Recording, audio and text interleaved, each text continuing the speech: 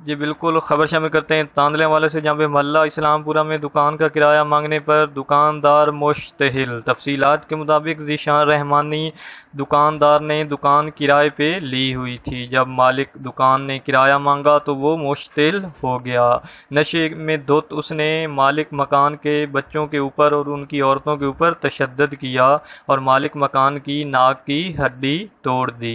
मालिक मकान का कहना है कि 6 माह से इसने हमसे दुकान किराए पे ली हुई थी। जब किराया मांगा तो हमें संगीन नताइज की धमकियां देने लगा। मालिक मकान का कहना है कि इसने हमारे बच्चों और औरतों के ऊपर भी तशद्दुद किया। मालिक मकान का कहना है कि मेरी एसपी तांदलेवाला से अपील है कि वो इस चीज़ का नोटिस लें और हमें सिक्योरिटी फराम की जाए। अस्सलाम वालेकुम। जी वहीद भाई, क्या वाकया है, सही से बताएं। मैं काम पे गया हुआ था। तो ज़ीशान बोल। मैं काम पे गया हुआ था। ज़ीशान नामी शख्स आया है घर में घुसकर, उसने वालदा और वालिद के साथ बदतमीज़ी की है। ऊपर से मैं आया हूँ तो मेरे साथ उसने बदतमीज़ी की है और मुझे पीटा है। उसने शराब पी हुई थी? शराब पी हुई थी उसने। तो उसने सबसे पहले किस पे हाथ उठाया था? मेरे वालिद पर, वालदा पर। वालदा पे।